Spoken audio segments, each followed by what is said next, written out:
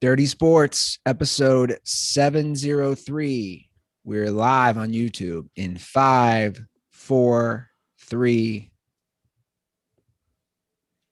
Welcome to the Dirty Sports Podcast. I am your host, Andy Ruther, coming to you live from Cincinnati, Ohio, with my co-host from Los Angeles, California, Joey No Chill Prano. Hello, Andy. Hey, buddy. Happy post-Valentine's Day. Happy President's Day, Andy. Oh, that's right. Today's a national holiday. I don't know if that's true. It is. Is it? Are banks open? Is the market open? The market is not open. Banks are closed. There will be no mail today. Happy President's Day. Yeah. Yeah. It's finally good to have a real president in office on this President's Day. How many of those tweets are going to be out there? I'm sure lots. Dude, I'll say this real quick. The amount of free rent that Donald Trump has in people's heads is mind-blowing. I mean, it goes both ways. It's the same thing on both sides, but like it's ludicrous how people like I said numerous times, I'm excited for Biden to get in so I can start shitting on Biden again, start shitting on the Democrats again. And that's exactly, what I plan to do. But like the idea that so many people just still remain so triggered by everything. Yeah, man. You know what you got to do. It is nice to not have, isn't it nice, regardless of what your opinion of the whole thing is, isn't it nice not to have the Trump quote tweet every time Trump tweets? Oh yeah, I agree. 20 people quote tweet it on your feed with their own shitty opinion. Yeah, I think that's a good point. I agree. He was the Skip Bayless of presidents. I feel the same way about people who quote tweet Skip Bayless. Oh, he's trying to trigger you. Yes, and you're falling for it every single time. You got to go back and watch South Park, man. You really do. The stuff that they have predicted from years ago. I want to just put it out there to everybody listening. Obviously, this is like my jam. I love South Park. I love those guys. I think they're brilliant. But I think everybody should hot take. Well, everybody should rewatch like episodes from 2010. Watch every episode. But if you really want to rewatch, just go back. The stuff that they have predicted years in advance. It's not only phenomenal, it's remarkable, it's sad, it's funny, it's all these things combined. And it's just so funny to see how the world's playing out. And you talk about Twitter. I just want to reiterate too, Twitter is not the real world. It's just not the real world. It's the crazies from all sides. I agree. All just thrown together that try to be as loud as possible. People are nuts on Twitter, man. Yeah. Twitter's lost control. And it's amazing how I feel like there was a time where every social media platform was like very similar, and now they're so different. Like Facebook is just like basically grandmas at this point arguing. It should just be called Karen Book at this point. Honestly, I've been deactivated from Twitter or from Facebook for a while, but I have this like deactivation setting where if like I click on something and it takes me to Facebook, it like reactivates me. Yeah. And so I keep having to deactivate, but every time I'm in there, I'm like, Jesus, this is still happening. Like Karen Book, relax. And then you have Twitter, which is just like people it's literally the equivalent of two people standing nose to nose yelling at each other. And then, Instagram is this Instagram. There's nothing faker in the world than Instagram.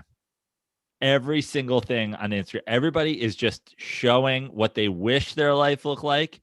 Dude, show me what your real life looks like. Yeah. And it's so sad. And then TikTok is just people fucking dancing. And like, TikTok's the next generation. TikTok is literally the grandchild of Facebook. It's Facebook. It's the people on Facebook's grandchildren. By the way, you just inspired an idea, whether it's a sketch or an actual new app. It wouldn't be a new app, it'd be a sketch. You should do weekly reelgrams instead of Instagram, where it's the most boring, mundane, basic thing. You're just sitting in your apartment watching a game. I mean, I feel like that, like for the most part, I don't Instagram all that often, but for the most part, that is my Instagram. Like my Instagram is like when I do something like medium of excitement, like something that's excitement only to me. Like my Instagram has basically been shut down without baseball. It was just like, hey, look, I went to a baseball game. That's it. That was my Instagram. And it wasn't like, look at me. It's just like literally like I'm not even in the picture. It's just like, this is what Dodger Stadium looks like. Since baseball stopped having fans, I put up 4 Instagram posts. Yeah. Well, you and I have never been, if you look at our history, we've never been big Instagrammers, like very minimal. If you go back in, I don't know, the last 7, 8 years. Yeah. But it is funny to think, because you are right. If you really think about that, it couldn't be the farthest thing from the truth, how people actually live. And then you toss in the filters and all the other bullshit. I don't know, Joe. All I know is I'm bracing for another storm because we live in the coldest area in Cincinnati, Ohio. I'm kidding. Dirtballs, I was bitching to you before the show. Dirtballs, can you guys please listen to the show? Please listen sometimes. I got a lot of DMs from last episode. People saying, oh, you complaining about the weather? Look how bad it is in North Dakota. Look how bad it is in Minnesota. I didn't complain once, not a single time, if you listen. I said probably 4 or 5 times, I'm really enjoying the cold and the snow. So it's actually the opposite of complaining. Also, you have Stockholm syndrome. Just like, yeah, I love cold. I love snow. I'm really liking this. Yeah, man. Although the joke within also, I think, you know, typically really, really cold, like you don't get a ton of snow. You don't. You get like snow is more of a pain in the ass than just like super cold weather. The only time super cold bothered me was when I was like living in New York and you have to go outside to like get on the subway. You know what I mean? You've got to walk 5 blocks in the snow. Like when it's super cold, most places, you literally walk out your door. It's stupid to even put on like a hat and a scarf. You walk 10 feet to your car. Which you've already heated up, probably. Which you've already heated up. You get in, you walk, you drive it, you walk 10 feet from your car to wherever you're going. Like I always thought bitching about like the cold. Oh no, you have to stay inside? Oh, poor you. Not just like cold weather. Like unless you're a farmer or unless you're in like Chicago or New York, what like you just don't go outside in it. Well, I agree. I don't get it either. Even honestly, like kind of snow. You know, obviously snow, if you're living, the difference between living in a city with snow and living in like a rural area or suburban area with snow is like, you've got to deal with shoveling your driveway or shoveling your walk or whatever. Like you have to deal with the snow.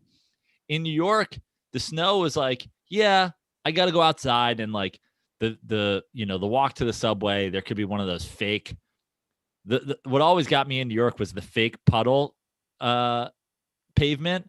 Like it would get so gray and so nasty that literally straight puddles of water would look exactly like gray pavement. And you'd end up like stepping into a 6-foot fucking sinkhole.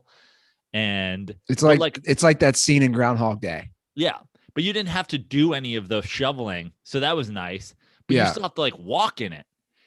When you're in the suburban area, like, yeah, you gotta like gear up and do your driveway and do your walk. But then you're just literally walking to your car. And you step out. I agree. It's not bad. I agree. It's really not.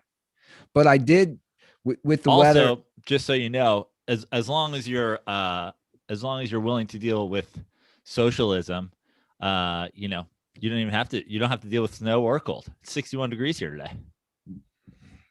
And all I have to do is wait in bread lines. But the weather's nice while I'm waiting in bread lines. The homeless situation, though. Not where you're at, though. Yeah. You know why? Because homeless people don't like the snow. Homeless people are like, yeah, it's -21 in South Dakota. I'm going to go live there. Have you seen, I don't want to give away where you live because you don't live in LA proper. Have you seen any homeless people in your city? When I first went out, one of the first days I was here, there was literally fire trucks, an ambulance. It was like 9/11 on one of the corners, and I was like, "Oh my God, what is happening? Was there a terrorist attack?" And it was because like one homeless guy had been sitting on the corner for like 3 hours. Yeah, that's why I was curious because you and I have seen Venice. We send each other stuff, and people send us stuff. Venice. I have a feeling if the boardwalk in Venice right now suddenly like showed up here, I'm pretty sure they would like drone strike the neighborhood. Like I'm pretty sure they would like send in the National Guard. Yeah. You know what I picture with Venice? I picture what's that? What is it? The GIF or the meme where is it the dog sitting drinking tea and then everything's on fire? Yeah. That's kind of what I picture the mayor right now. Like in Venice, everything is just happening. You and I, again, we've seen it. This isn't an exaggeration. The numbers are there as far as the just increase in crime and homelessness. And he's just like, everything's all right with, he's playing pool volleyball. Guys are just getting stabbed on the lawn chairs. That's what I picture. I've only seen videos. I haven't been like down on the boardwalk in forever. Well, whenever I come out next, we'll have to do a trip for old time's sake. Yeah, let's go. In an armored car. So I have been holed up and I've been watching some more NBA, and I want to start the discussion there for today's show. Now, I watched the Lakers lost last night. They were on, and I've seen a lot of Mavs games because they get a lot of national TV time. But I wanted to bring up first, we'll jump into the Jazz, but the East is kind of up for grabs. Agreed. Who do you like right now at this juncture? We're headed towards, we're past more than a third of the season through. What are they going to do? They're going to do what, 72 games this year? Yes. So we're at that point. It's pretty bunched up. The Celtics are on a big losing streak, but who do you like right now for yourself? Well, it's a tough question because I really feel like it's three teams right now. It's the Sixers, the Bucks, and the Nets. And I don't like any of them right now. I mean, somebody has to win the East. Yeah. But I think the Sixers seem the most complete right now, but I also think that both other teams can beat the Sixers. It's just a matter of making some adjustments, making some roster changes. So it's hard for me to say right now who I think the favorite in the East is, because here's what I'll say.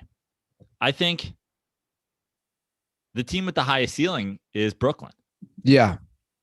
When you go to playoffs, I always do best player on the floor, second best player on the floor. Listen, Joel Embiid's in the MVP conversation. No doubt about it. Also, Kevin Durant's better than Joel Embiid. And it's not really even close. Yeah.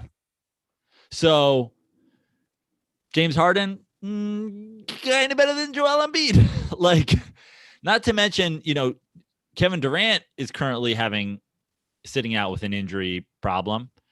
I wish no harm on Joel Embiid, but like almost a healthy Joel Embiid to this point, as a Sixers fan, you kind of are nervous, like, oh my God, is he saving his yearly injury for the end? That would be the worst. I think that the Nets have the highest ceiling. Obviously they have to figure out something defensively, which I think is a perfect storm. They're having a perfect storm of bad defense because they have three offense first guys, three guys who have not been exceptionally good defenders in their career. Kevin Durant has become a better defender, but he's not an elite defender by any means. They have a offense first system, obviously, with the Nash D'Antoni offensive system, and Harden and Kyrie are, I would say bad defenders. So they have to figure out something defensively, but I think that the Nets adding a player and staying healthy, it's just gonna be hard to outscore them. Now, the Bucks, like, to me, the Bucks have to prove they can do it before, like, and I realize that the Sixers haven't done it, but the Sixers also have a new coach in Doc, and they're playing great under him. Now, at the same time, I'm not a Doc fan by any means. So there's question marks with all of these teams. But to me, I like the Nets because I like their ceiling the most. Yeah. Now I want to talk Kyrie for a minute because it sounds like he's finally accepting what you have been preaching all these years. Now he's only played 19 games, but have you seen the quotes where of course. Have I seen the quote where Kyrie finally fucking realizes exactly who he has always been? A shooting guard. Especially obviously in this situation, it's like, he, to me, has always been an off guard. He loves to dribble and score. He doesn't love to pass. To me, that's always been, like, I hate to break it to Russell Westbrook. He's also an off guard. Like, you know what I mean? There's guys, it's just, especially now in the NBA, where you don't really need to have a defined position. The idea of insisting that you're a point guard when you love to go to the basket and love to create and hate to pass, to me, is even more ludicrous than demanding that you be a point guard back in the day when there was, like, more structure to positions. So the idea that Kyrie finally accepted this, and all it took was him playing with James Harden, who hilariously enough has gone from a shooting guard to a point guard. Yeah. But they needed that to happen because they need to be on the floor at the same time. And I've been saying all along, give me this Nets team without Kyrie. But I also think Kyrie's a great, talented player.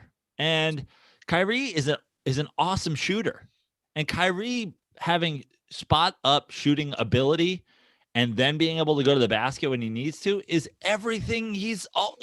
This is what he should have done with LeBron. Yeah. And he would already have another championship. Yeah. Well, I mean, his numbers, he's played 19 out of their 28 games. And his numbers are the best for points, field goal shooting percentage, basically right there for 3-point percentage. So the numbers are there backing it up. Stick to number 2, stick to your role, be the shooting guard. I just think he has devastating catch and shoot ability, and he doesn't do it enough. And on a team where you have a guy who is a great passer and can get you the ball in that situation, and a guy like Durant who can be a primary scorer, the idea that not fall into that role is just not wanting to win, not wanting to be good. So I'm glad he, like, outright said it. I still think they need to add a player and add some sort of defensive personality, but I think that they have the highest ceiling simply because I think the Sixers maybe are going to peak early. I don't love Doc, in the playoffs.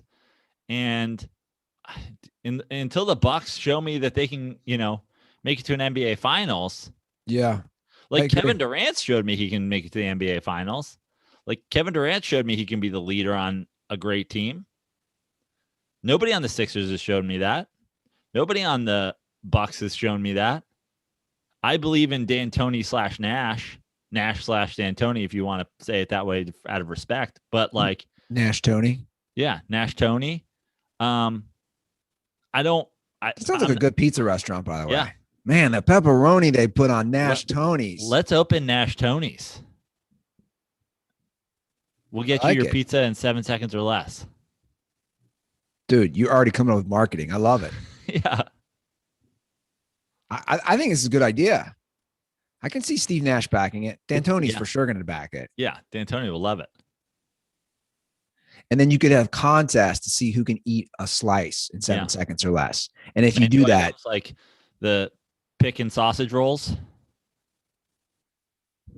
Who's got money? Who wants to fund this, guys? Who's got the equity for this? We need it.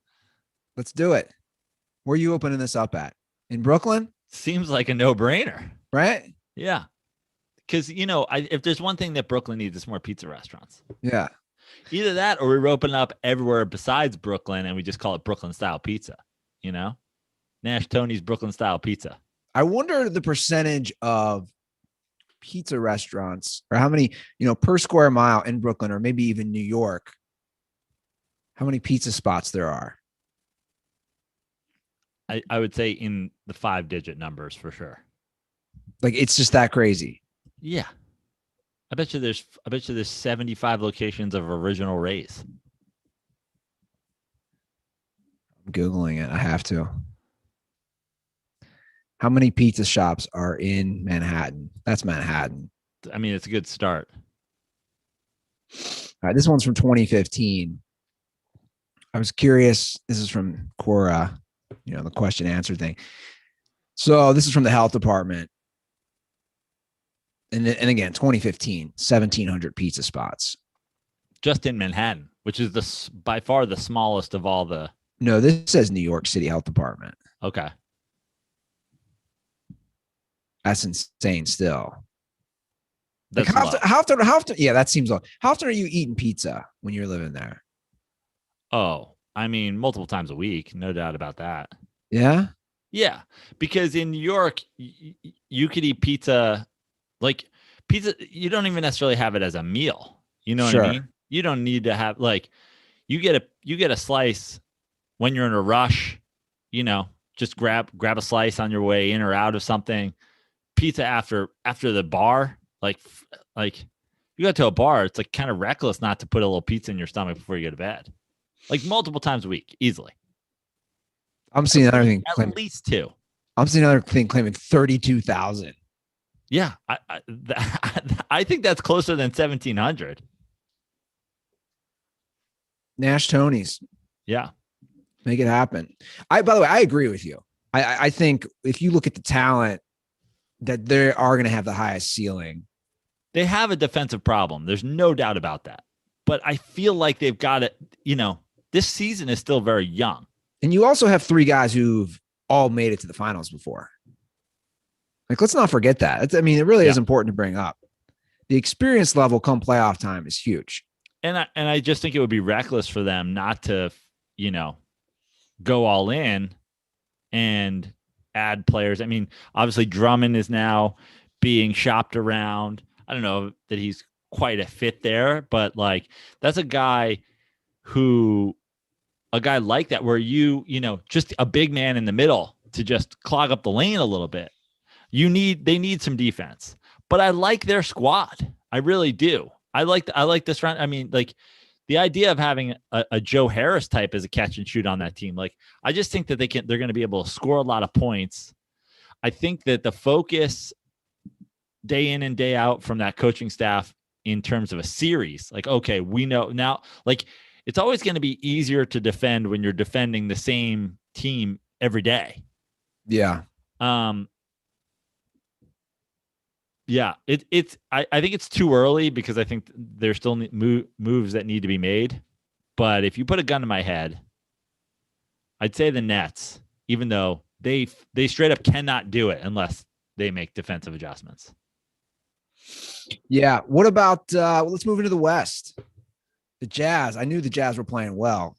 I did not know until you added this. They've won 18 of 19. Yes. Here's the thing I'm going to say, and then I'll let you hop in. It's like regular season just doesn't mean anything. It just doesn't. Well, I don't know. My thing is the Jazz would not scare me. Just again, compared to the Lakers, or maybe even the Clippers. I don't know.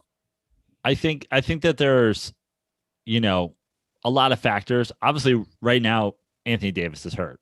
Sure. But when you look at the Jazz team. The Jazz team is very deep, and they have a lot of guys who are like great at playing their role. Like they're very strong at every position. They don't really have a weak link. And, you know, it becomes a question of when you face a team like the Lakers or you face a team like the Clippers, again, best player on the floor. I know Donovan Mitchell's been great, but like, get the fuck out of here. LeBron James is the best player on the floor, regardless of who he's playing. And like, that's just the end of the story. And I won't hear otherwise. You know, a healthy Anthony Davis. Do you have the second best player on the floor? Yes. I'm not going to hesitate on that. Yeah. So, again, in a series, again, guys who have been there, again, coming off a championship, like a coach who knows what he's doing. Everybody healthy, equal on both sides. Like, yeah, I'm taking the Lakers. Yeah. Now, this is no disrespect to the Jazz. I think I believe in the Jazz more than you do. You know, I think that the Jazz are playing out of their minds right now, but they're playing out of their minds because they're playing great basketball. The thing is, the regular season, not that it doesn't mean anything, but I think when you're in a groove, you can be really good every night against different teams. Like, you're not going to change anything you're doing, and let's see if they can figure out a way to stop you. Come into a playoff series when you got to beat somebody a couple times in a row. It's tough. Gets a little bit easier to stop you. It's tough. And the fan thing, I think the fan thing favors somebody like the Lakers. It just does, in my opinion. The lack of a fans? Yes, I think it does. Because I think Lakers fans basically don't show up anyway? Yeah, I think Lakers fans are so nonchalant. They're not into it. They show up late. Whereas you go on the road, you go to Utah, man. Those are like fervent, passionate fans. I don't know what the situation is in Utah right now with fans. I know most stadiums or arenas a very limited number, and it's mostly healthcare workers, right, who are going to these games. So I don't know. I just think that Utah does have a fan advantage because I think you have to show up in like pods. So guys can still show up with like their 10 or 12 wives. Oh yeah, good point. They all live together. So that's, you know, that favors the Jazz. The thing is, when you look at these teams, and I know the Clippers are playing well, and I know if you look at, for example, a Clippers team, and you do the same thing, you say, as well as Donovan Mitchell's playing and as well as the Jazz are playing, the Clippers have the best player, right? Kawhi would be the best player. But I think the Jazz could beat the Clippers in a playoff series. Well, yeah, I agree there. But LeBron James is on a different level. And to be totally honest, I know we're at the Russell Wilson portion of the NBA MVP talk, but with Joel Embiid, but LeBron's playing the best in the NBA. And like, to me, he's head and shoulders the best player in the NBA. Yeah. I hope that wasn't a diss at Russ. I feel like it was. No, I'm just saying, like, I'm kidding. We did the Russ is running away with the NFL MVP thing. Yeah, but that was like that. I was going to say that was exactly. That was 4 weeks into the season, man. Right. But I'm saying we're kind of at the point now where it's like we did the Joel Embiid thing and we did this guy. But to be honest, I don't think that's the fairest comparison because Russ has never even gotten an MVP vote. LeBron has how many MVPs? No, I'm saying 4. Right. I'm saying LeBron is more the Aaron Rodgers. Yeah. Who, like, in the end, like no one's talking about him in week 4. And I brought it up a couple weeks ago and you're like, LeBron MVP. And now it's starting to happen. And now because he's consistently there. And guys are going to have those weeks where they're playing out of their minds. And don't get me wrong, Joel Embiid is an MVP candidate. And Joker is an MVP candidate.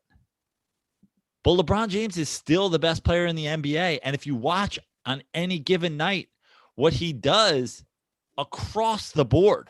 Yeah. Like in terms of value, I understand that the Sixers are the best team in the East right now. And Joel Embiid is by far their most outstanding player. But LeBron every night giving you 27, 8, and 8, like just like in his sleep. Consistency. Here's the thing about LeBron. LeBron is the longevity, the consistency. You know what you're going to get from him. It's just like our friends at Harry's Razors, isn't it, Joe? Yes. We've been working with Harry's for 6 years now. 6 years. That steadfast consistency. We know we're going to get a great shave, and we know we're going to get it at an affordable price. It's always tough to balance. Right? We talk about balance in the NBA, and not many players have balance both sides of the ball.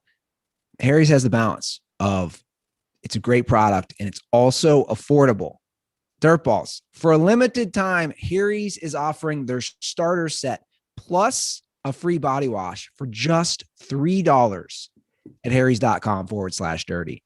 Now, we're getting some starter sets. Joe, did you get yours in the mail? I did.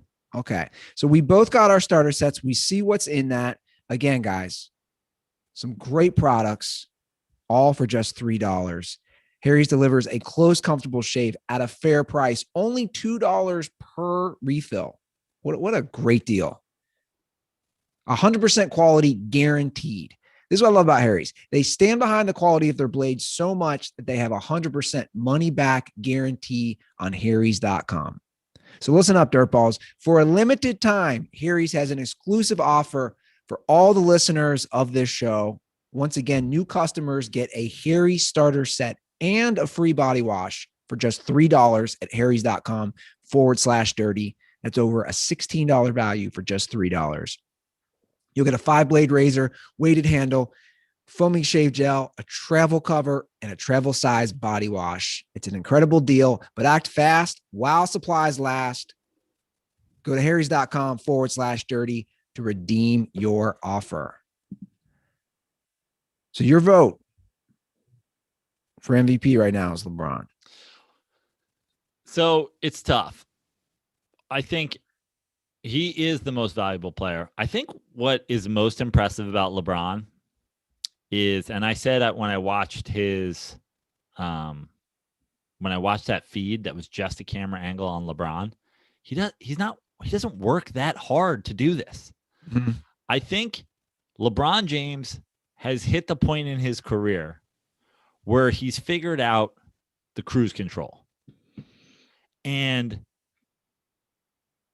unfortunately, what that does is it takes away a little bit from the raw numbers. I don't know where he stands in like player efficiency rating or value over replacement player or, all the, high-end analytics. But I'd guarantee if you looked at player efficiency rating that like it's going to be Embiid and it's going to be Joker and it's going to be Giannis and it's going to be Lillard and it's going to be,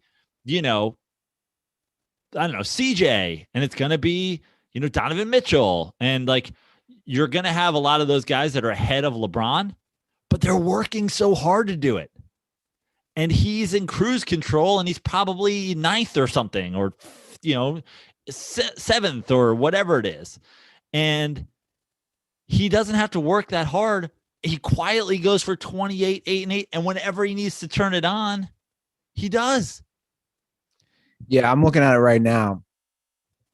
I mean, there's different analytics on that. ESPN's had him at, I think I just looked 7th or 9th. He's 15th on Basketball Reference. In terms in what? Player efficiency. Okay. Embiid's number 1, Joker's number 2, Giannis number 3, Kawhi 4, Doncic 5, Dame 6. Yeah. But how hard Damian Lillard's got to work. Yeah. How hard Luka's got to work every night to be on that list, to have the Mavs as the fucking 10 seed. To me, you take LeBron James off of that team. And by the way, we've seen this before. AD's been out multiple times this year and is out again. LeBron's going to turn up his game for a minute. Lakers probably. Value over replacement. He's third behind the Joker and Doncic. So right. I'm just saying, like, he's still third on that. Right. In cruise control. When he turns it on, I mean, that's the thing. Like, the idea of LeBron, just we're judging everything. It's this moving, thing. We're judging Brooklyn while they're trying to figure it out. We're judging the Sixers under Doc with peak Embiid for the first time when he's healthy. We're judging, the Lakers based on like LeBron, going 65% and casually, putting up numbers no one's ever put up. I think ESPN flashed a stat last night.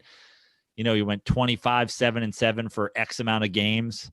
And it's only happened 2 times in the history of the league for longer consecutive. And I think one of them was LeBron.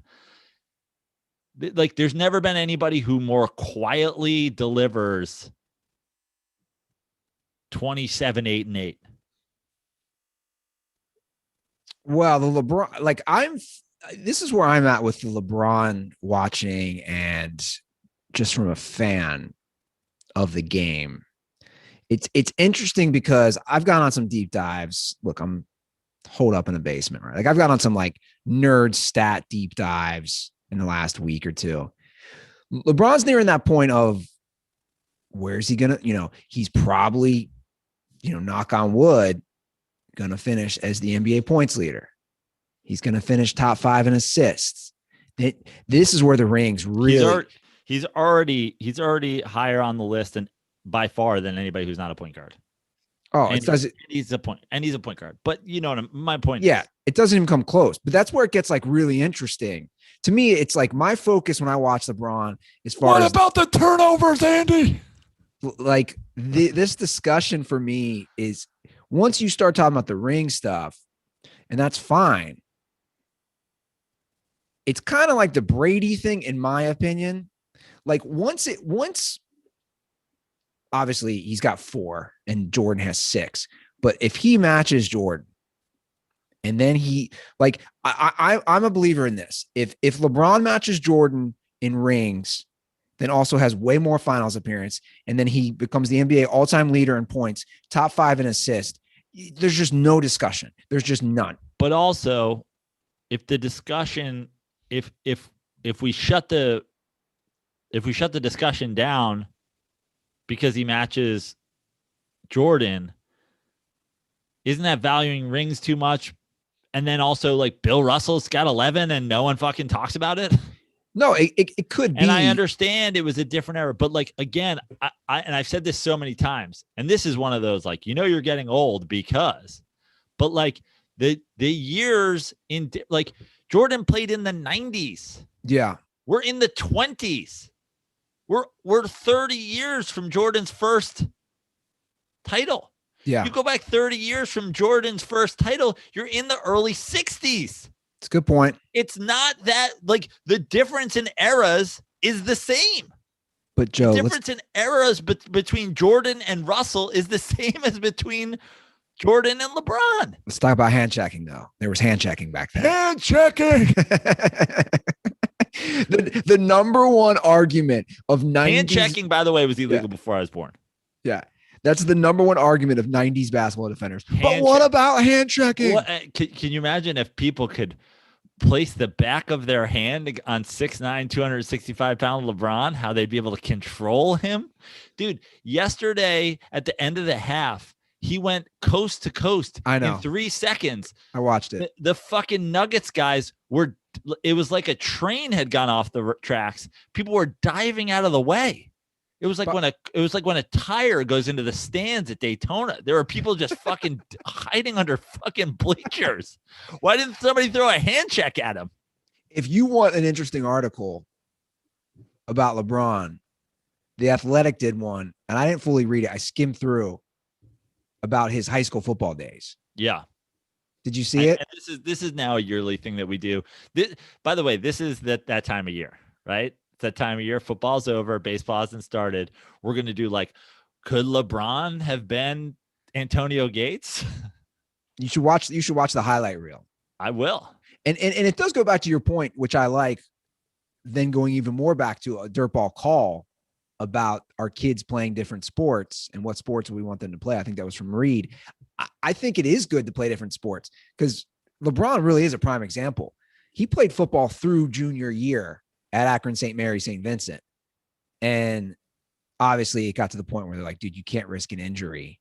Yeah. But dude, there's this one highlight. I'm going down these rabbit holes. I watched this one. They throw it's a wide receiver screen pass. So they throw the screen to LeBron at wide receiver, and then he launches it deep, dude.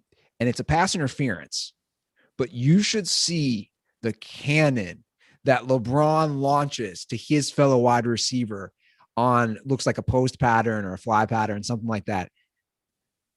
It's amazing. Yeah. Like this whole article has he's a freak. And like only LeBron haters, listen, I'm not saying LeBron would have been a Hall of Famer in the NFL if he went, but like the idea that you can't look at so many of the tight ends who literally never played football. Yeah. And then like their basketball careers ended and they took on football and Gates, Gonzalez was like, playing basketball at Cal. Like these guys, and LeBron is 6'9", 6'8", 6'9", 275. Like he towers over them. He makes Gronk look like a little person. I mean, Antonio Gates, to put it in perspective, and obviously Hall of Famer. Guy went to Kent State for basketball. Yeah. Like, I'm just saying, like, he started at Michigan State in Eastern Michigan, but like, dude went to Kent State. He went to a MAC school and he became an all-time tight end. So the point 100% holds up. And like, and the ludicrous, argument of like, but he flops. Okay. That's what Twitter's for. Yeah, it really is. That's the Twitter crowd. It really is. So that's actually a good segue into some football discussions. JJ Watt was released by the Texans.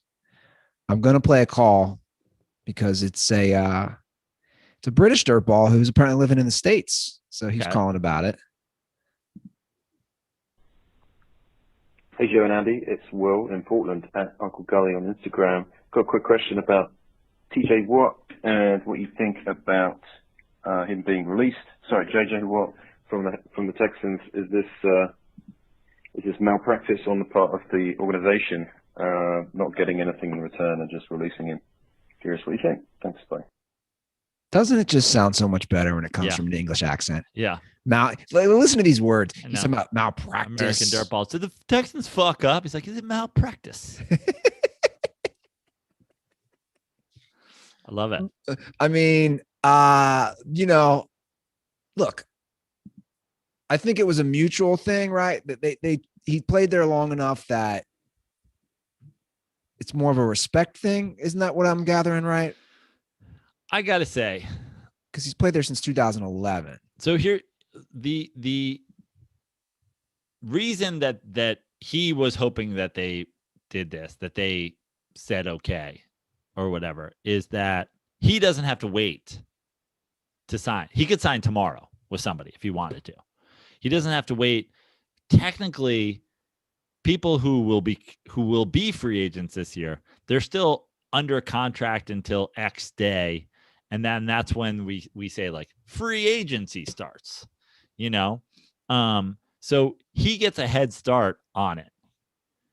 Now there's a lot of people, and again, we'll go back to like Twitter only style conversations. The conversations like LeBron's couldn't play in the NBA because he's a flopper. He's the same weight as JJ Watt, by the way. The idea that they're making it like a racial issue as Deshaun Watson they're forcing him to whatever, but they straight up release JJ Watt.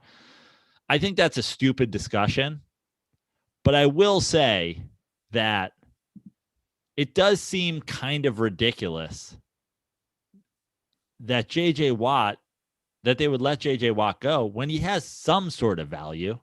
I understand, like, let's say JJ Watt at his cap number and whatever, but like they didn't even try. Like no one was giving them anything for JJ Watt. Like I just don't believe that. Like I said, I think it's, hey, you played with us since 2011. You were the team leader for the last 10 seasons. We're going to basically do you a solid by doing this. Kind of like that last Lakers contract to Kobe that completely hamstrung them for years. And that's why they were terrible. He said, hey, man, you did all this for us. We're going to throw you a lot of money. But my point is, and again, I'm not diving into this, but the Texans owner is saying they're not going to trade Deshaun Watson. Deshaun Watson is asked for a trade. Every single other person in the league, like Matt Stafford asked for a trade, he's getting traded. Carson Wentz, they fucking fire the coach because the coach doesn't like Carson Wentz. He still wants to be traded. They're gonna fucking trade. Like Deshaun, the owner who has a shitty history is now saying we're keeping Deshaun Watson, but JJ Watt goes, I want to leave, and they're like, go. I just don't like that comparison because you're talking about an older, injured JJ Watt. I'm looking it up right now.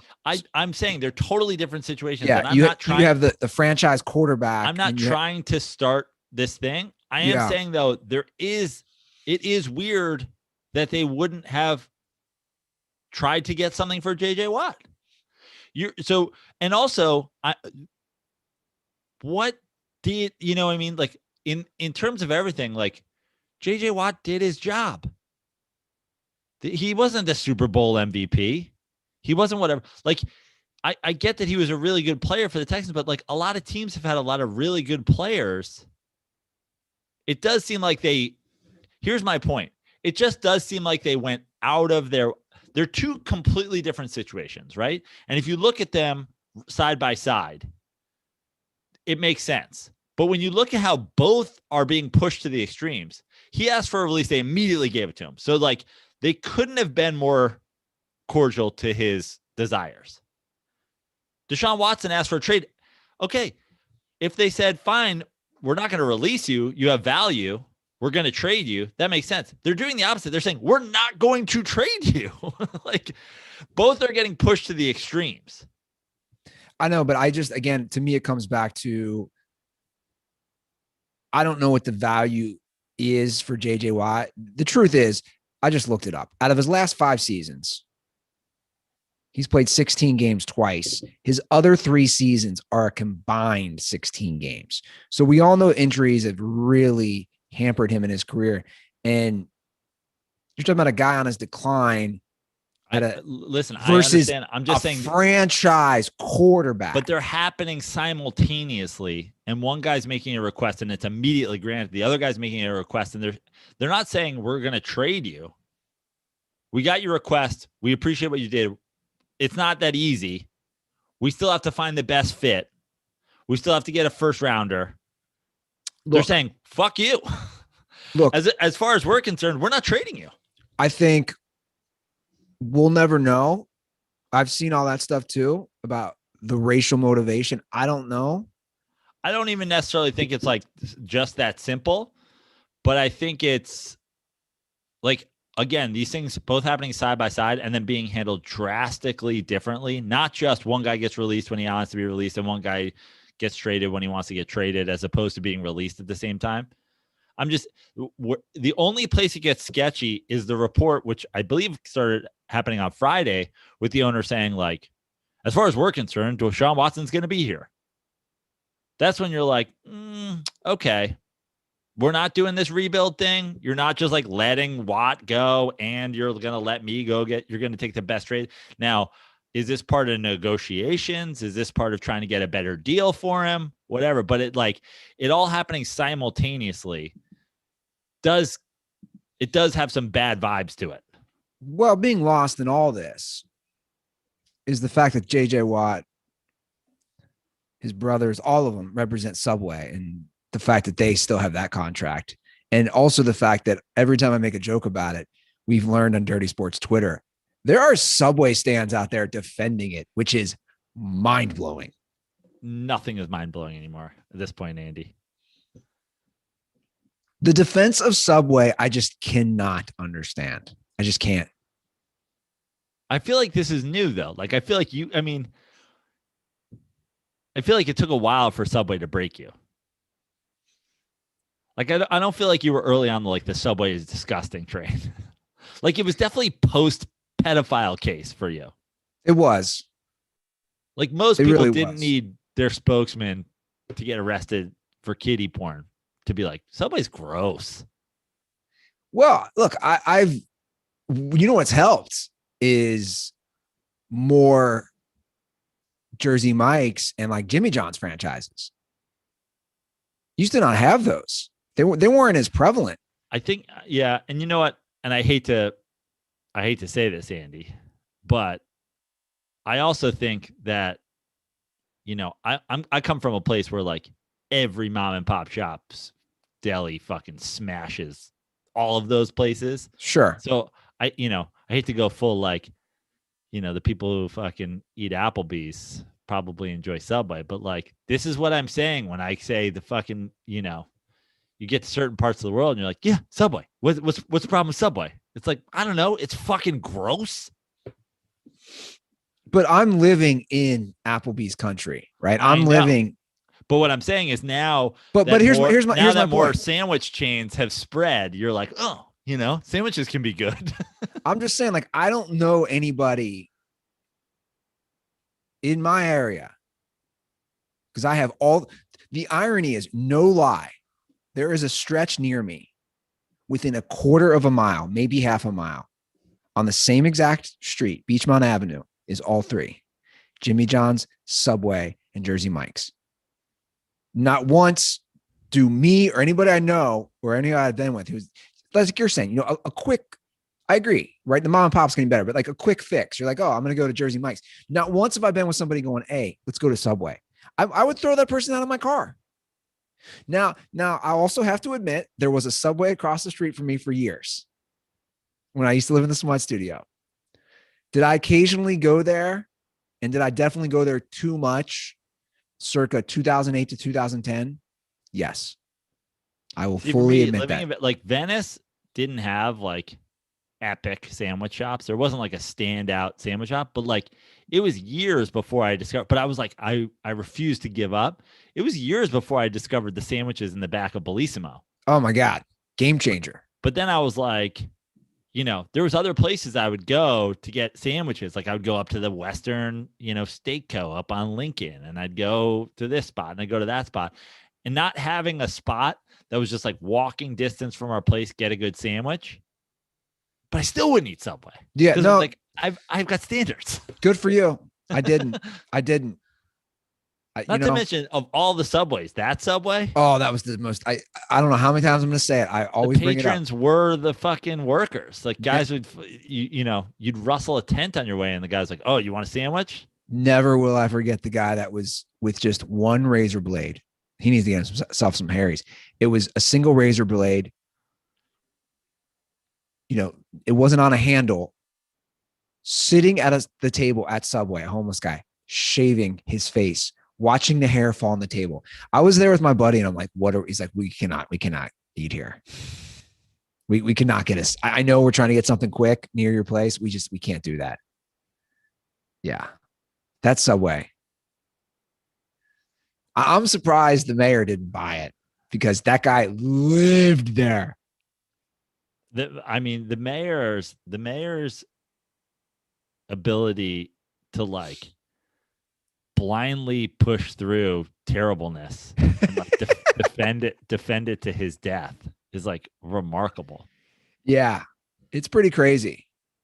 We got to talk about this. I'm surprised that like I'm just shocked that he's not like I know the mayor's not much of a sports guy, but like the mayor to me is like the people on Twitter who still defend Melo. It's over. You lost. Good day, sir. They're like, here's the Melo apology form. Motherfucker, you are literally eating at the Subway in Venice. Yeah. Doesn't get much worse than that. We got to talk about this woman's rant about Tom Brady throwing the Lombardi trophy. This thing to me, I'm going to play the clip. It's so ridiculous. Most of you guys hopefully probably already saw it, but this woman was, we're calling her Karen Lombardi. Oh, it's the most Karen thing I've ever seen. She was so worked up. Hold on, let me pause it. She was so worked up about the thing we all saw of Brady tossing the Lombardi trophy to Gronk. And this is a local news story. And you got to hear what she says.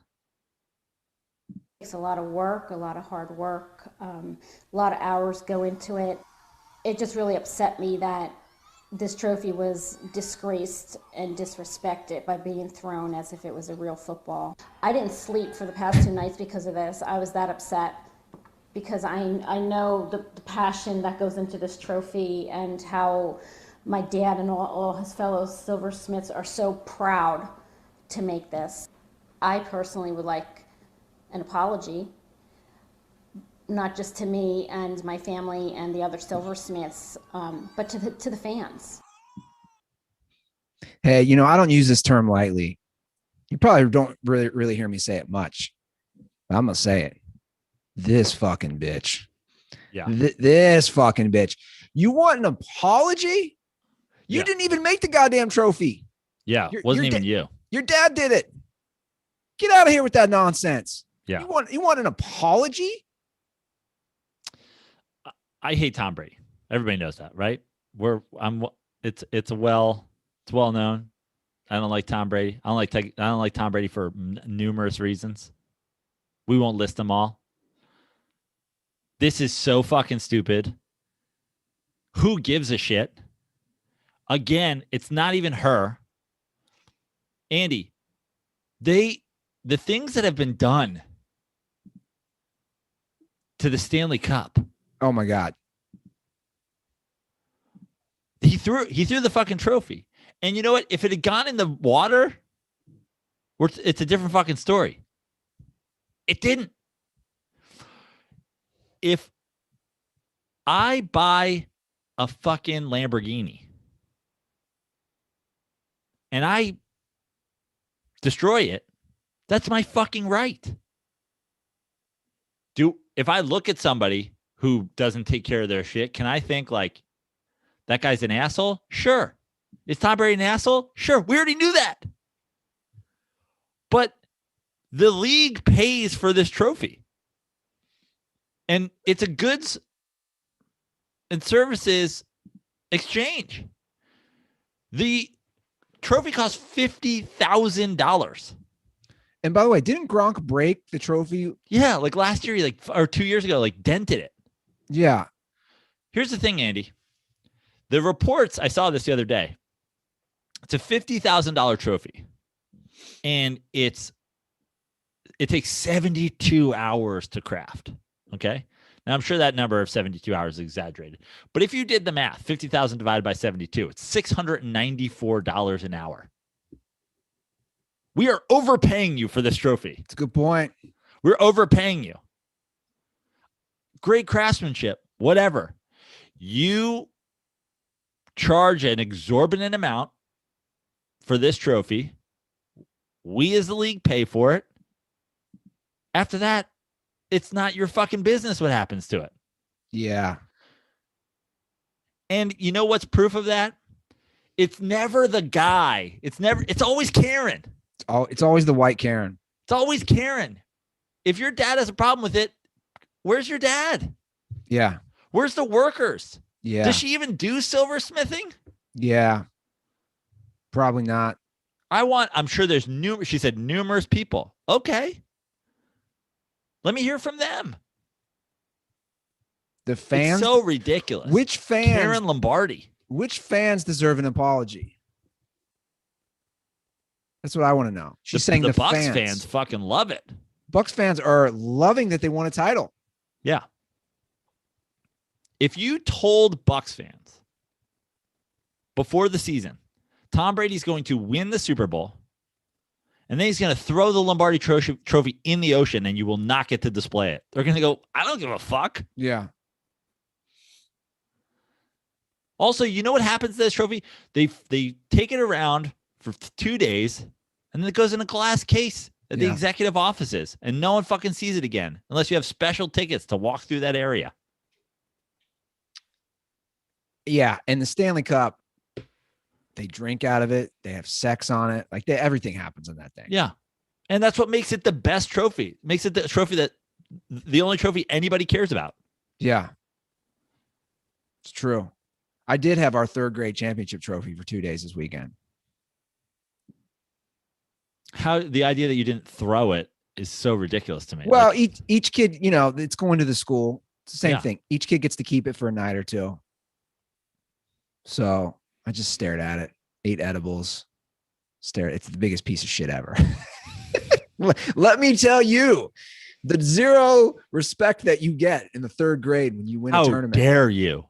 My father helped build that trophy, Andy. It's plastic. It's a big piece of shit. Let me tell you.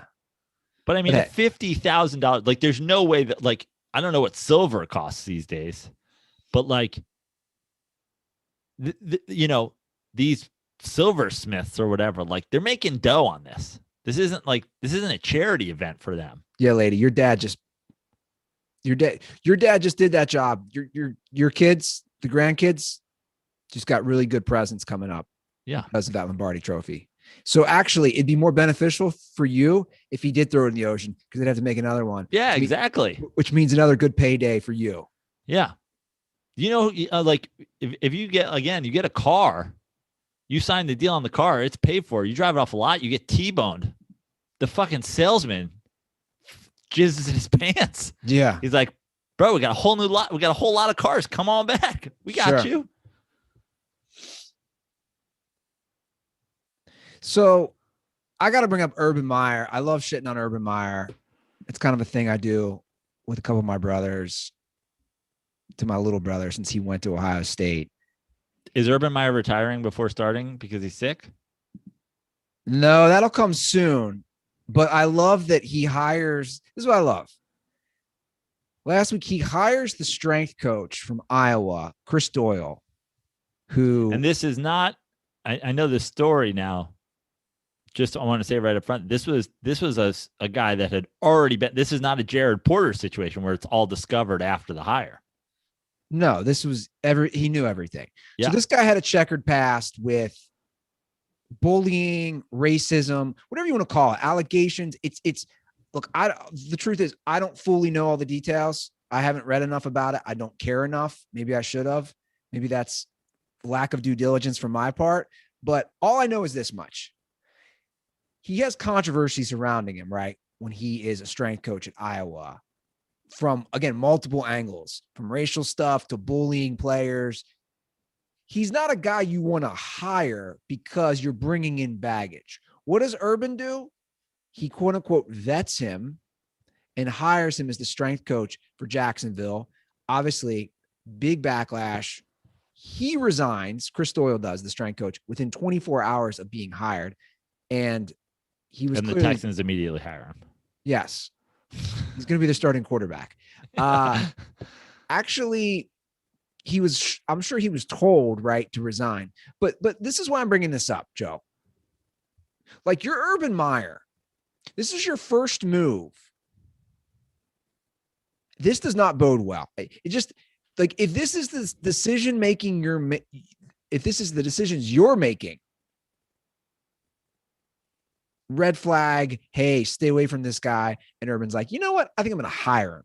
To me, that is not a good sign for their franchise. I think what this tells me is, and if you're a Jags fan, it's got to be your biggest fear, which is this tells me Urban thinks he can just be exactly who he's always been in college in the NFL. Yes. That nobody is more important than the head coach, that when he was in Ohio, He was probably the highest paid state employee. He's in Florida. He's probably the highest paid state employee. Like, we see this all the time. There's no one more important for hundreds of miles than the coach of Ohio State. You're the coach of the Jacksonville Jaguars. No one gives a fuck. Like, you're actually way less important. And if you come in with this attitude that, like, you can do whatever you want, no one's going to say boo to you, it's not going to work on multiple levels. It's not going to work with the press. It's not going to work with the police. You know, like in college, like that's what the boosters do. They're like, hey, Jameis didn't rape that girl. This is not the quarterback you're looking for. And the cops are like, this is not the quarterback we're looking for. You know, like, this ain't college football. But mostly it's not going to work with the players. Yeah, exactly. The players are going to be like, fuck you. Yeah. I'm rich. I'm richer than you. You're the highest paid employee in the entire state of Ohio at one point. Guess what, motherfucker? I'm the second best defensive tackle on our team. I make a lot more money than you. Suck my dick from the back. Like, it's not going to work if he tries to come in and be the emperor. And I know a fair amount about him, especially even from listening to the podcast. I believe it was, I forget who did it. God, I'm forgetting who did it, but the one on Aaron Hernandez. What I liked about it is they really go into Urban Meyer, and they go into the questionable things he did at Florida, as far as getting guys like Aaron Hernandez and the Pouncey brothers. Like, these guys were not ready academically for college. He would show up at high schools, right, Joe, and talk to principals. And to be honest, put them in an awful position, right? And in a way, use his power and his clout as, like you're saying, the top dog at a huge state football school, and use that. So he has a history of doing that everywhere he's went, and then using health. And you're right. He learned instantly, this isn't Ohio State. This isn't Florida. Like, you're the Jags coach, and you're right. The players, that was my first thought when he hired him. I'm thinking, if I'm a player on this team, and 80% of the players in the NFL are black, if I'm a young black player on this team, I'm thinking, wait a second. He just hired the guy who had questionable racial problems or racist things, whatever happened at Iowa, and now he wants me to listen to this guy? No. Yeah. You're not bigger than the team, Urban. I think it's just it's just a very small, and like, this story will be gone very quickly and they'll move on. But like, I think it's a great small example of, if you try to run your team this way, it's not going to go well. Yeah. But if you are a Jags fan, if you're one of the four out there, yeah, that's got to scare you to think one of your first moves, like, dude, you can't fuck up hiring the strength coach. We're not even talking about a defensive coordinator, offensive coordinator, whatever it is, an important position on the team. You jacked up hiring the strength coach, man. You had a layup, you had a slam dunk, and you went full Carlton from Fresh Prince, and you threw the ball, and it didn't even come close. Love that GIF, by the way. Underused GIF. Yeah. You know what I watched? You know what I've been binge watching? Speaking of Carlton, it reminds me of a speech that Jason Sudeikis gave in the show. Did you ever watch Ted Lasso? I watched all 10 episodes in one sitting. I thought it was really good. I think it's great. Okay, good. Yeah, I loved it. I thought it was awesome. My one kind of negative review of it is just like, I think that there's a lot of great characters on the show. Yeah. I think Ted Lasso is like the least deep of all of them. Like, I don't want to spoil it for the show, but he's like, you never see, like, you never get really too, like, he's just like the nicest guy ever. Yeah. But like, I feel like there should be like a backstory, or like a, like something underneath that. Like, the nicest guys ever are usually like hiding something or whatever. You know what I mean? My one criticism was like, I didn't think his character was that deep, but I think all of the other characters were. And I think the show as a whole is great. I loved it. Yeah, I thought it was great too. I binge watched it the last 3 or 4 days of last week. I thought it was great. I agree with that assessment, by the way. His character, there's not too much depth with him, but I love all the characters. So the many assistant coach, the little equipment manager, the guys on the team, the women, the owner, everything. And it combines, you know, some real heartfelt stuff with obviously a lot of comedy that's not even thrown in your face, the subtle jokes, you know, the subtle discussions. I loved it. Yeah. I literally watched it. I think I watched it all in one day or maybe 2 days, but like literally in a sitting. So that's funny. So, you know, my buddy Drew, we were texting back because he did the same thing and he loved it too. He's like, I watched it in a day. I mean, I think they're like half-hour-ish episodes, they are, right? But I'll say to you what I said to him. I was like, dude, I get it. And he said the same thing. He goes, oh, I thought it was so great, blah, blah, blah. I said, dude, that's 30-minute episodes. It's still 5 hours. 5 hours. Like, I can't do that. It's like, I watched it a while ago now, but like, I mean, we're talking like mid-quarantine shit. Like, what else did I have to do? I know it's just really tough for me to like watch 5 hours of something in one day. You watched 128 hours of fucking Game of Thrones. That was for a stunt, man. Yeah. But I'm saying the idea that like you couldn't just sit down and watch 5 hours. No, I shouldn't say I couldn't. I can, but my mind is like, okay, I've watched 3 or 4 episodes of something. Cool.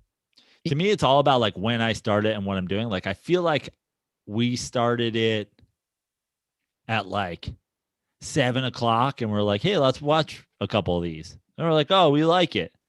And next thing we know, we're like, listen, if we just keep watching this, we just watch it until 12:30 and we go to bed and we finished it. And that's what we did. Yeah, no, it's good. It's really good. I agree. I don't think if I turned it on at noon that I'd end up watching it till like 5 p.m.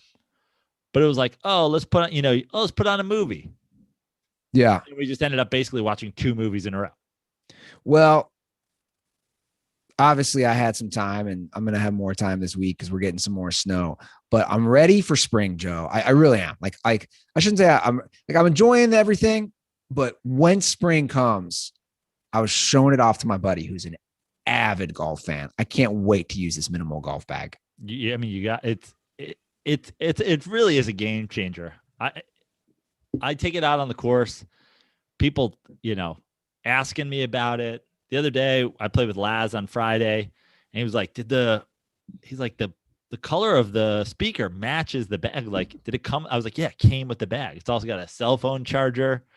I love it. It's really, and like you said, you're excited to play. Like, that's what it does me. Every time I see it across the room, I'm like, it gets me excited. I want to go play. Yeah. And like I've said before, the filming pocket literally is a game changer. It is. It has changed my game. Yeah. No, my buddy was all stoked. Again, he's an avid golfer and he was checking out all the features and he's like, man, this is going to be a lot of fun for you guys to use. Guys, it really is great. Go to Minimal Golf.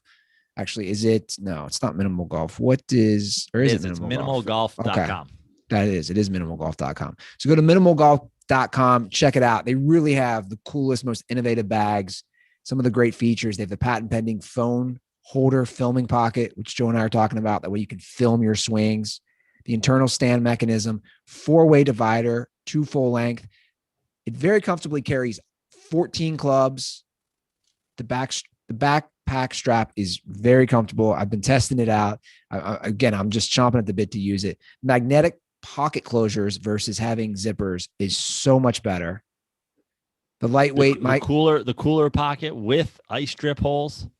Yeah. So they have a thermal pocket. You can store up to 5 16-ounce bottles or 6 12-ounce cans. And then the patent pending port and portal system.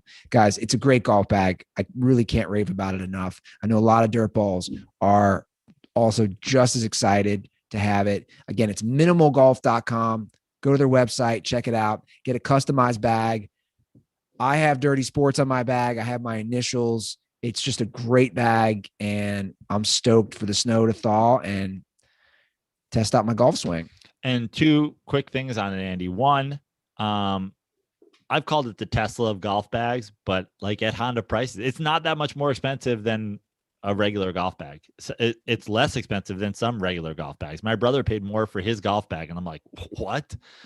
And also, a lot of people have asked how, there's no Dirty Sports URL, there's no promo code. We just got started with these guys. It's kind of a test run, and so if you want to let them know you found them through us, there is like a little notes section for where you can customize it. Just say Dirty Sports thing. Say, I want my initials on it, and I want, LeBron James' face, and just FYI, Dirty Sports sent me. Perfect. Love it. All right. You're rocking the Mets shirt. Can we talk a little baseball and wrap up the show? I'm rocking the Meats shirt. But that's it. You remember our dirtball who gave us these? He gave you a chili one. He gave me a Meats one. But it is a Mets. Yeah. It's a Mets Meats shirt. It's I'm forgetting his name. Sorry, man. I know he lives in Indiana. It's is it Zach? I forget everybody's name. Yeah, sorry. So my apologies to every single person's name I always forget. Yeah. Well, regardless, dude, I put this on the rundown. Like, Tim Tebow was invited to the Mets camp again. Yes. Joe, like, what are we doing here? Well, like, what is the move? Like, this is embarrassing. I'm sorry. This is just embarrassing. Here's my hope, and then we can go into like what is happening. So my hope is that he got invited to Major League Spring Training Camp. He's never shown any ability.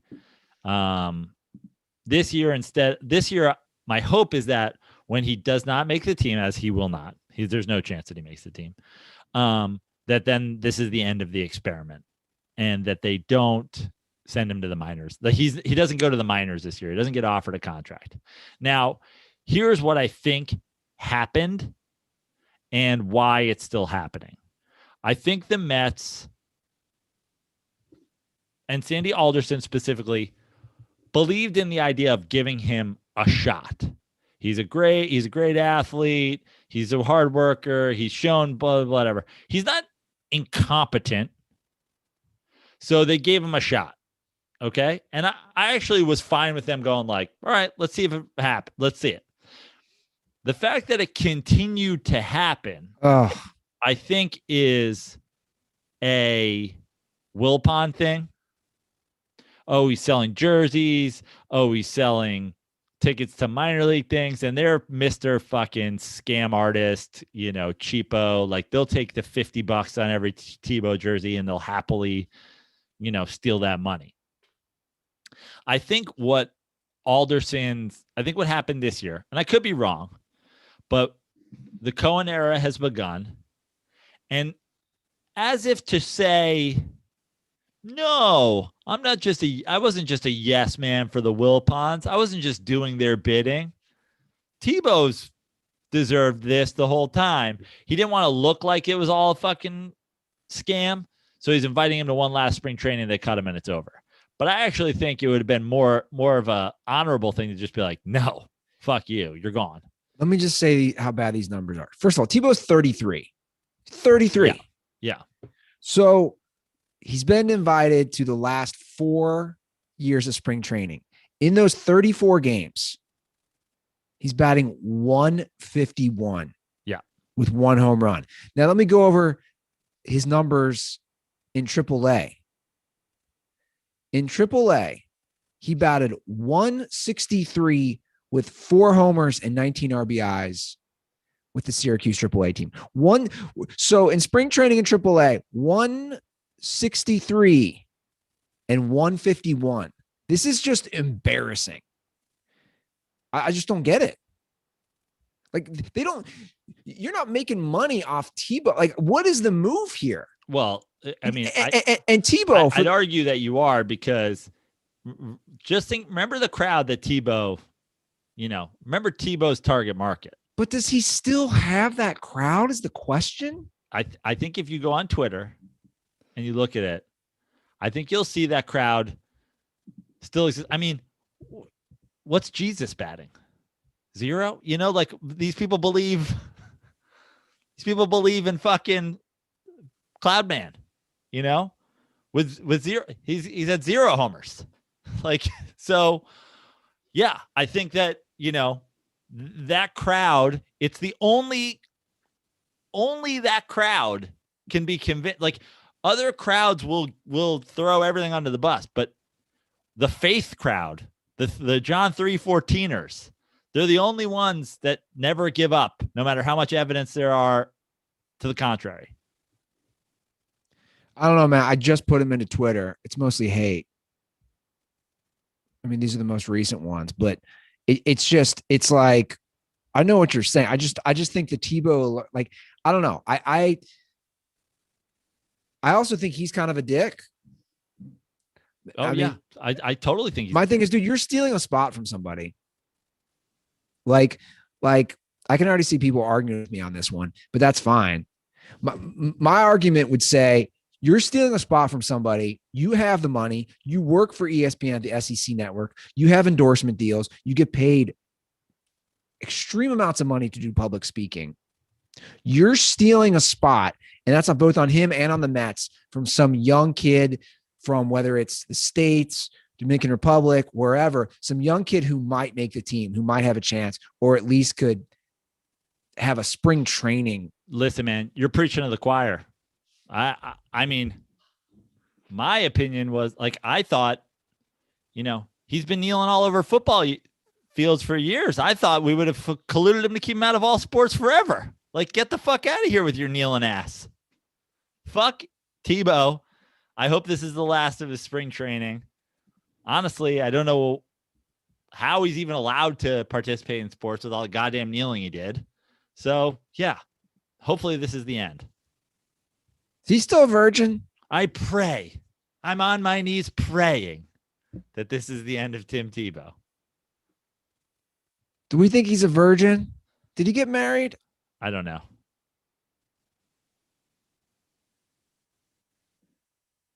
You know my theory on it. He's engaged. Oh, he was married. He was married last January. I mean, so he's still married. He is married. Yeah. She's a beard for him. I'm just saying, that's my take. I've taken it all along. You know me. I think when people stick to Jesus, I think it's a lot of closeted homosexuality. They hide behind Jesus because they can't come out, which is actually pretty sad. That's what he should do. He should hit a home run if he can actually do that. And he should round third base and come home and blow a guy. He comes around and he ends with just the final round of Tebowing. He gets on his knees. Do you think he ever hooked up with Aaron Hernandez? That's a great question. Speaking of Urban Meyer's locker room conundrums. Dude, my favorite still is that picture of Tebow, Hernandez, and Riley Cooper on the same team. Riley Cooper hated it because they were interracial relationship. Riley Cooper was like, "How dare you guys kiss?" And they're like, "Oh, are you anti-gay?" He's like, "No, I'm anti a Mexican guy and a white guy kissing each other. It's disgusting." Somebody's like, "Yo, dude, he's Puerto Rican." He's like, "It's the same to me." Yeah. So the Major League Baseball has they're going to stick with certain rules from the pandemic season for this year. Did you see this? I know. I hate it. The only rule we're not sticking with is the DH. The fucking DH. Yeah. Which, by the way, you all know I'm not a fan of the DH, but now I'm not a fan of the DH rule, the universal DH, but at the same time, it's way better than putting runners on second base in extra innings and playing shortened doubleheaders. Shortened doubleheaders doesn't bother me that much, but the runners in extra innings, offensive. It's the most offensive thing ever. So any doubleheaders will be 7-inning games, and every extra inning game starts just like it did last year with a runner on second. Now that definitely did cut the game down in time, but it's not that baseball is not meant to be a short game. I just hate baseball needs to be faster. It's the worst. It's the worst take of all time. Why don't we have the Daytona 50? It was the whole fucking day yesterday. Daytona. Why don't we play golf? Why don't we play 4 holes of golf at Pebble Beach yesterday? Speed this up. Just a bunch of guys reading putts. Let's go. Why do we do it? Because that's the fucking sport. The baseball needs to be faster crowd is one of the worst crowds. Well, they're not real baseball fans. The baseball needs to be faster crowd are the same people who bitch about nobody plays defense or travels. You're not real NBA fans. You're not real Major League Baseball fans. You're just not. Like when you or I go to a game, we know we're going to be there. We know it's for the long haul. We're going to relax, to socialize, to experience the ballpark. Those people who want a quick game just don't go. You're not a fan of baseball. It's a long game. Yeah, just do what Dodgers fans do. Show up in the 3rd and leave in the 6th. Yeah. There you go. You got a mini baseball game. Sure. Baseball is just so lost. I mean, how many times are we going to say this? It's just very antiquated. They don't know what they're doing. Every adjustment they make is wrong. The NFL went through that process for a little while too. Every time they try to like tackle an issue, they tackle it in the completely wrong way. Major League Baseball doesn't have, kids interested. You don't let people post about it on social media. Yeah. You're Twitter banned if you post a clip from Major League Baseball. Where do you think people are finding? Where do you think kids are these days? Sure.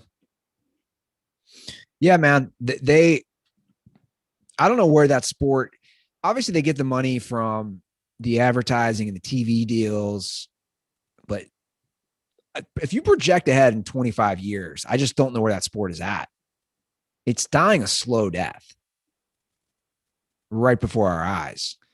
Especially when we're going to have like automated cars and Uber and all that. Like, where do baseball's making their money charging you $65 for parking? It's like, this is your model? Yeah. What's cheaper? Paying to get a COVID test or COVID vaccination at Dodger Stadium or paying for parking at Dodger Stadium? But you've done it. I mean, I've done it multiple times. First of all, like we were on the west side. So the idea of taking an Uber there was really expensive. Yeah. But I have had on multiple occasions driven there, parked off site, Ubered from where I parked to the game, and then Ubered back to my car. And it's significantly cheaper. Yeah, than parking at Dodger Stadium. Yeah, I know. Park at the shortstop, go to, have a couple beers, go back there for a post-game drinks. I could buy beers, my Ubers both ways, my post-game beers for less than you charge me for parking. Where do we go? Philippe's? That's the the French dip place. Love Philippe's. Haven't been to Philippe's I don't think I've been to Philippe's during quarantine. Maybe I might have gone once. You should go early. It's pretty good. Love Philippe's. Yeah, it's getting me hungry. Philippe's, 2 sandwiches, a pickled egg, Arnold Palmer, and a slice of pie. Let's go. That's a lot of food. They're little sandwiches. I feel like you'd be pretty good in eating contest. You can eat. We did one, remember? Oh yeah.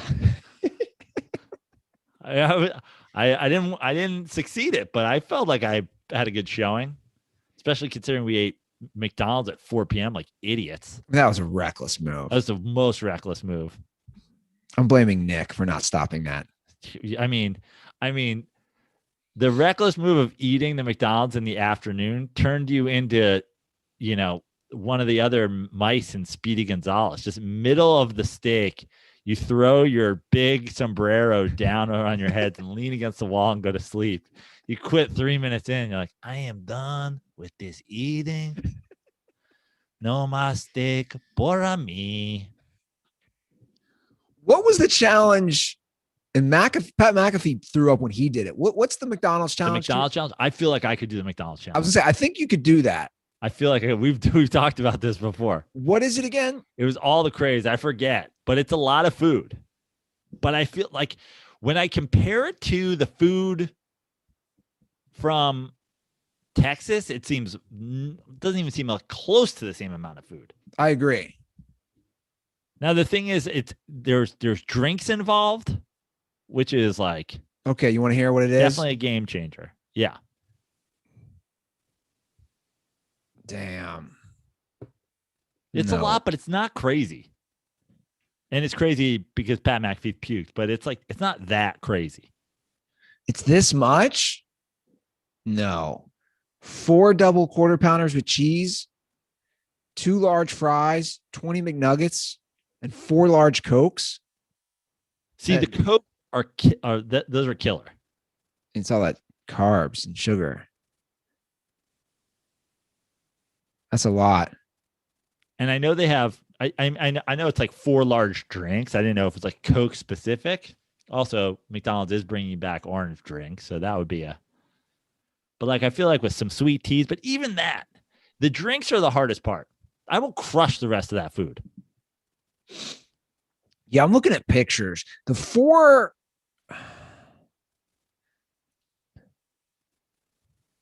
or this one's showing 4 double cheeseburgers. 2 things of fries, 20 nuggets, 4 soft drinks. Yeah, I don't know. That one I definitely would feel better about myself as well. 90 minutes. Let's go. In 90 minutes. Spotting you 30 versus the challenge we did. Jeez. You think that's too much time? I might go eat 4 double quarter pounders today just to train. Is it 4? It's got to be 4 quarter pound. Is it 4 quarter pounders with cheese or 4 double quarter pounders with cheese? Well, I'm seeing different things. Let me see. It started from an original tweet.